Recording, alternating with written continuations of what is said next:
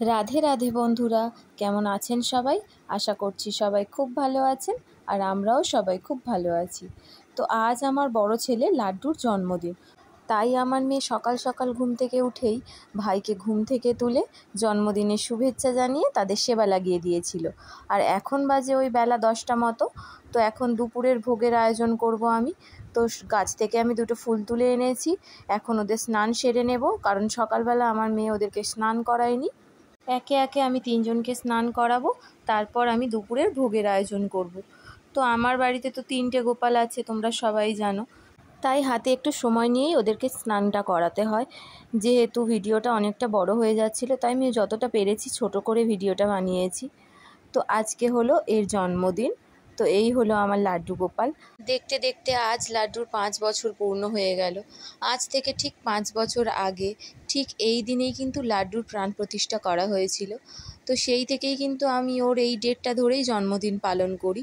শুধু লাড্ডুর নয়, সন্দেশের আর কালোমানিকেরও যে ডেটে প্রাণ প্রতিষ্ঠা করা হয়েছিল, আমি সেই ডেট ধরেই কিন্তু ওদের জন্মদিনটা পালন করি।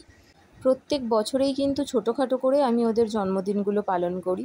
একজন মা তার সন্তানের জন্মদিন ঠিক যেইভাবে পালন করে, আমিও কিন্তু ঠিক সেইভাবেই পালন করি ওদের জন্মদিন।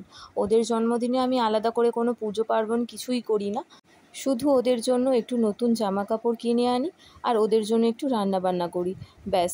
যেমনভাবে আমি আমার মেয়ের জন্মদিন পালন করি, ঠিক একইভাবে কিন্তু আমি আমার ছেলেদের জন্মদিনটাও পালন করি। কথা বলতে বলতে এদিকে আমার ওদের স্নান করিয়ে রেডি করানো হয়ে গিয়েছে। যেহেতু আজকে প্রচণ্ড গরম পড়েছে, তাই আমি আর ওদের কোনো জামা পরালাম না, নতুন জামাগুলো রেখে দিয়েছি, ওদেরকে পরে পরাবো। তো চলো এবার দুপুরের ভোগের আয়োজন করব। তো আজ দুপুরে বানাবো একটু পরমান্ন আর লুচি। তো আগে আমি এদিকে চালটা ভিজিয়ে নিচ্ছি, চালটা ধুয়ে ভালো করে ভিজিয়ে রাখবো একটু। আর এদিকে আমি দুধটা অলরেডি ফুটতে বসিয়েও দিয়েছি। দুধটা ফুটে উঠতেই গ্যাসের ফ্লেমটা একদম লো করে দিয়ে দিচ্ছি চালটা। চালটা দেওয়া হয়ে গেলেই গ্যাসের ফ্লেমটা মিডিয়াম হিটে করে দেবো আমি। চালটা এদিকে সেদ্ধ হতে থাক। এদিকে যতক্ষণ চালটা সেদ্ধ হবে, ততক্ষণ আমি লুচি ভাজার জন্য ময়দাটা মেখে নেব। তাই আমি নিয়ে নিচ্ছি এখানে ময়দা। নর্মাল যেমন আমরা লুচি ভাজার জন্য ময়দাতে ময়াম দিই, ঠিক সেই রকমভাবেই দেব। তো এদিকে ময়দাটা মেখে নেব। ময়দাটা মাখার জন্য আমি এখানে কিন্তু একটু গরম জল ব্যবহার করেছি। ভালো করে ময়দাটা মাখা হয়ে গেলে অল্প একটু তেল লাগিয়ে কিছুক্ষণের জন্য ঢাকা দিয়ে রেখে দেব। তো এদিকে আমার ময়দা মাখাটা প্রায় কমপ্লিট হয়ে গেছে। তো এখন এটাকে প্রায় 15-20 মিনিটের জন্য ঢাকা দিয়ে রেখে দেব। এদিকে কিন্তু চালটাও আমার প্রায় সেদ্ধ হয়ে গেছে। এবার এর মধ্যে কয়েকটা কাজু কিশমিশ আর দুটো তেজপাতা ভালো করে ধুয়ে নিয়ে এই পায়েসটার মধ্যে দিয়ে দেব। আর নেব কয়েকটা এলাচ। এলাচগুলোকে ভালো করে ফাটিয়ে দানা বের করে নিয়েছি। তো হালকা করে একটু ভেঙে নেব, যাতে ভালো গন্ধটা আসে। সব কিছু দেওয়া হয়ে গেলে ভালোভাবে একটু মিশিয়ে নেব।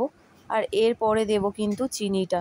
পায়েসটা কিন্তু অনেকটাই গাঢ় বলে মনে হচ্ছে, চিনিটা দেওয়ার পরে কিন্তু অনেকটাই পাতলা হয়ে যাবে। এদিকে দিয়ে দিচ্ছি চিনিটা। চিনিটা দিয়ে কিন্তু একটু নাড়াচাড়া করলেই পায়েসের ঘনত্বটা অনেকটাই পাতলা হয়ে যাবে। আর পায়েস বানাতে আমি যে জিনিস দুটো সবসময় ব্যবহার করি, সেটা হচ্ছে গুঁড়ো দুধ আর বাতাসা। তো তাই এদিকে আমি একটু গুঁড়ো দুধ গুলে নিচ্ছি, আর এখানে এবার পায়েসের মধ্যে দিয়ে দেব কয়েকটা বাতাসা। এই গুঁড়ো দুধ আর বাতাসাটা দেওয়ার ফলে কিন্তু পায়েসের টেস্টটা অনেকটা বেশি বেড়ে যাবে। এরপর শুধু গুঁড়ো দুধটা দিয়েই কিন্তু আর 5 মিনিট ফোটালেই পায়েসটা একদম রেডি হয়ে যাবে।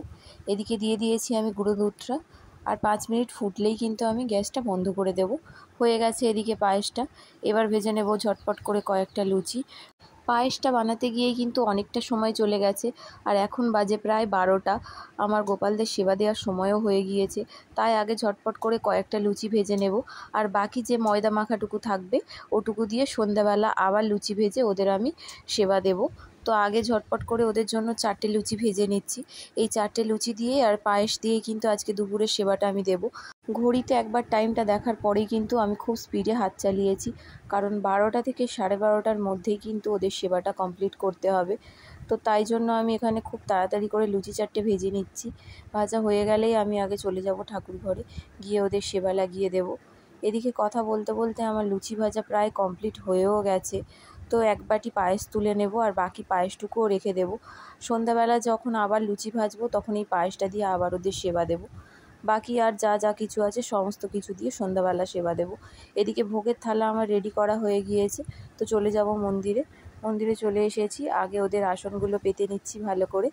তো আসন পাতা হয়ে গেলে দুপুরের ভোগ লাগিয়ে দেব। সাধারণত রোজ আমি 12টার মধ্যেই কিন্তু সেবা দিয়ে দিই। তো আজ রান্নাটা করতে গিয়ে একটু দেরি হয়ে গেল, 12:30 বেজে গেল। তো এখন আমি ধূপ প্রদীপ জ্বেলে একটু আরতি করে নেব। আরতি করার পরেই কিন্তু ওদেরকে ভোগ নিবেদন করে দেব, কারণ এমনিতেই বেলা হয়ে গিয়েছে, আর অপেক্ষা করাবো না। আজকেই ওর জন্মদিন, আর আজকেই সব কাজে আমার দেরি হয়ে যাচ্ছে। তো এখানে আরতি করা হয়ে গেলে আমি ভোগ নিবেদন করে দেব।